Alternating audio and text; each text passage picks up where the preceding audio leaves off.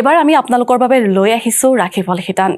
এই শিতানত থাকিব আপোনাৰ আজিৰ দিনটো কেনেদৰে পাৰ হ'ব আৰু হেয়া জনাব জ্যোতিষ শাস্ত্ৰবিদ ডক্টৰ পৰশমণি শৰ্মাই আমি পোনপটীয়াকৈ ডক্টৰ পৰশমণি শৰ্মাৰ হৈতে এইবাৰ পোনপটীয়া সম্প্ৰচাৰ যাব বিচাৰিছো হয় ডক্টৰ পৰশমণি শৰ্মা আপোনাক আমাৰ অনুষ্ঠানৰ মাজলৈ স্বাগতম জনাইছো আৰু আজি আপুনি আমাৰ দৰ্শকক জনক আজিৰ দিনটো কেনেদৰে পাৰ হ'ব ধন্যবাদ আপোনাৰ লগতে সদৌ অসমবাসী ৰাইজক মই ডক্টৰ পৰশমণি শৰ্মাই জনাইছো সুপ্ৰভাত আজি সোমবাৰ 1 ডিসেম্বৰ 2025 যদি আমি নিউমাৰলজিক্যালি চাওঁ আজি ড্ৰাইভাৰ নম্বৰ হৈছে 1 কণ্ডাক্টৰ নম্বৰ হৈছে 4 সা গোটেই ডেটটো যদি আমি ক্যালকুলেশন কৰো 1 + 1 + 2 + 2 + 0 + 2 + 5 টোটালি যদি আমি কৰো তেতিয়া নম্বৰ 4 টা আহিব আৰু আজি সপ্তাহটোৰ প্ৰথম দিন মাহটোৰ প্ৰথম দিন গতিকে আজি যাতে সকলোৰে ভাল হয় তাৰে কামনা কৰিছো লগতে আজি যেটো সোমবাৰ আছিল গতিকে আপুনি শিৱ মন্দিৰত যদি গৈ আপুনি গাখীৰ পান ঢালিব পাৰে তেতিয়া হলে আপোনাৰ গোটেই সপ্তাহটো ভালে থাকিব জানো হয় ইংৰাজী যিকোনো মাহৰে 1 তাৰিখ 10 তাৰিখ 19 তাৰিখ আৰু 28 তাৰিখে জন্মগ্ৰহণ কৰা ব্যক্তিসকলৰ কাৰ্ডনো কি কয় তেওঁলোকে নম্বৰ 1 ৰ ব্যক্তি আজি দিনটো হৈছে 1 আৰু 4 আমি জানো 1 2 4 7 এটা ফ্যামিলি অফ নাম্বাৰছত আহে গতিকে নম্বৰ 1 ৰ ব্যক্তিসকলৰ কাৰণ দিনৰ ভাগৰ লগতে ৰাতিলেও পুৰা খুব ধুনীয়া সময় অতিবাহিত হ'ব লগতে তেওঁলোকে যিকোনো মেজৰ কাম তেওঁলোকে কৰিব পাৰে যিকোনো কথাতে তেওঁলোকে যি পজিটিভ ৰিজাল্ট পাব কাৰ্ড আছে ৰিবেলিয়াছ কাৰ্ডটো যিকোনো ক্ষেত্ৰতে তেওঁ যদি অলপ এগ্ৰেছিভলি কাম কৰে অতি সোনকালে সেয়া সাকসেস হ'ব পাৰিব জানো হওক ইংৰাজী যিকোনো মাহৰ 2 তাৰিখ 11 তাৰিখ 20 তাৰিখ আৰু 29 তাৰিখে জন্ম লাভ কৰা ব্যক্তিসকলৰ কাৰ্ডেনো কি কয় আৰু নাম্বাৰছে কি কয় সো কাৰ্ড আছে তেওঁলোকৰ কাৰণে কনসিয়াসনেস আৰু নাম্বাৰটো ব্যক্তিসকলৰ নাম্বাৰৰ লগতো খুব ধুনীয়া সম্পৰ্ক যেটো দিনটো প্ৰথম ভাগটো খুব ভাল যাব কিন্তু আফটাৰ সানসেট তেওঁলোকৰ কম্বিনেশন আহিব নাম্বাৰ 4 এই যেটো 2 আৰু 4 যেটো কম্বিনেশন অলপ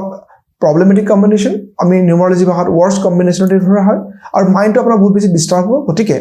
নাম্বাৰটো ব্যক্তিগত দিনৰ ভাগতে যিমানখিনি কাম আছে কৰি লব ৰাতিলে তেনেকৈ মেজৰ কাম ৰাখিব নালাগে এটা জানো হওক যিকোনো ইংৰাজী মাহৰ 3 তাৰিখ 12 তাৰিখ 21 তাৰিখ আৰু 30 তাৰিখে জন্ম লাভ কৰা ব্যক্তিসকলক আমি কওঁ নাম্বাৰ 3 ব্যক্তি কাৰ্ড আহিছিলে পাৰ্টিসিপেশন নাম্বাৰ 3 লগত নাম্বাৰ 1 আৰু নাম্বাৰ 4 50-50 কম্বিনেশন আহে একো ভালো নহয় বেয়াও নহয় নাম্বাৰ 3 ব্যক্তিসকলে আজি যদি মিলিজুলি কাম কৰে টিম ৱৰ্কত কাম কৰে নিজাকে কৰিবলৈ বিচৰাত কিয় একেলগে মিলিজুলি কাম কৰে তা সকলোৱে পজিটিভ খিনি লৈ পেলাই কামটো আগুৱাই লৈ যাব পাৰিব উপায় হিচাপে নম্বৰ 3 ব্যক্তিসকলে আজি যদি শিৱলিংগত অকমান দৈ শিৱলিংগ ঢালিব পাৰে তেওঁলোকৰ কাৰণে ভাল হ'ব যিকোনো ইংৰাজী মাহৰে 4 তাৰিখ 13 তাৰিখ 22 তাৰিখ আৰু 31 তাৰিখে জন্ম লাভ কৰা ব্যক্তিসকলক আমি নম্বৰ 4 ব্যক্তি নম্বৰ 4 ব্যক্তি নম্বৰ 4 লগত আজি নম্বৰ 1 আৰু নম্বৰ 4 কম্বিনেশন আছে দিনটোৰ ভাগত নম্বৰ 4 লগত যেটো নম্বৰ 1 ধুনীয়া এটা ৰিলেশনশিপত থাকিব গতিকে দিনটোৰ ভাগত নম্বৰ 4 ব্যক্তিসকলে বহুতখিনি পজিটিভ ৰিজাল্ট পাব ভাল ভাল কাম কৰিব পাৰিব মেজৰ ডিসিশন ল'ব পাৰিব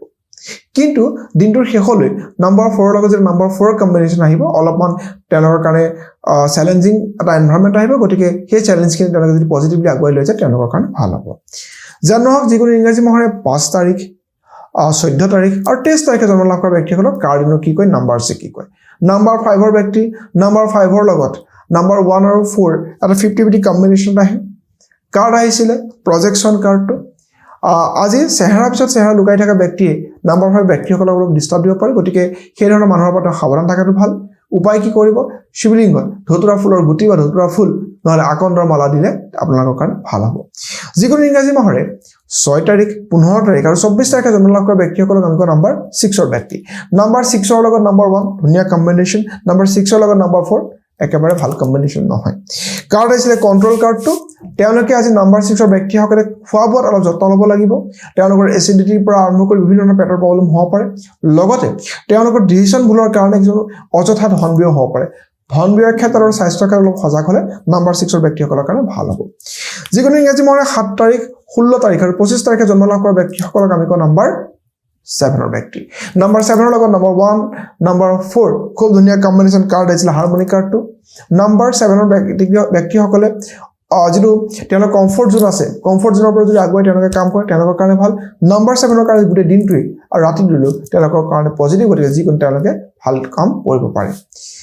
যিকোনো ইংৰাজী মাহৰ 8 তাৰিখ 17 তাৰিখ আৰু 26 তাৰিখে জন্ম লাভ কৰা ব্যক্তিসকলক আমি কওঁ নম্বৰ 8 ৰ ব্যক্তি নম্বৰ 8 ৰ লগত নম্বৰ 1 আৰু নম্বৰ 4 একেবাৰে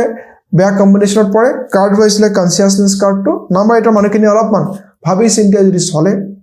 লগতে তেওঁলোকে যিকোনো কাম কৰাৰ ক্ষেত্ৰত বিশেষকৈ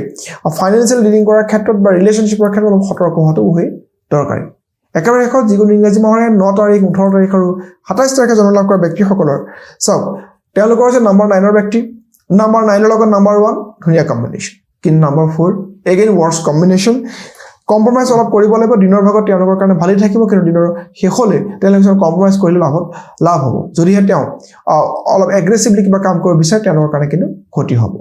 চাওক আজি যেহেতু সোমবাৰ আছিলে গতিকে আপোনালোকে শিৱ মন্দিৰ দৰ্শন কৰক চাকি ধূপ লগাওক লগতে আজি যদি বলদ গৰু পায় যা হাড় গৰু বুলি কোৱা হয় সেই ধৰণৰ হাড় গৰু বলদ গৰু এইবিলাক যদি আপুনি কিবা খুৱাব পাৰে বিশেষকৈ সেউজীয়া শাক ঘাঁহ বা যিকোনো আজি শাকৰ বতৰ চলি আছে এতিয়া শাকো খুৱাব পাৰে তেতিয়া কি হ'ব আপোনাৰ নৱগ্ৰহৰ 9টা গ্ৰহে শান্তি পাব লগতে আপোনাৰ আহিটা কামবিলাকো ভাল হ'ব হয় ডক্টৰ পৰশমণি শৰ্মা এই মুহূৰ্তত আপোনাক ধন্যবাদ জ্ঞাপন কৰিছোঁ পৰৱৰ্তী খণ্ডত আমি আপোনাৰ সৈতে পোনপটীয়া সম্প্ৰচাৰত পুনৰ যোগাযোগ কৰিম আৰু এয়া আছিল আজিৰ ৰাশিফল শিতান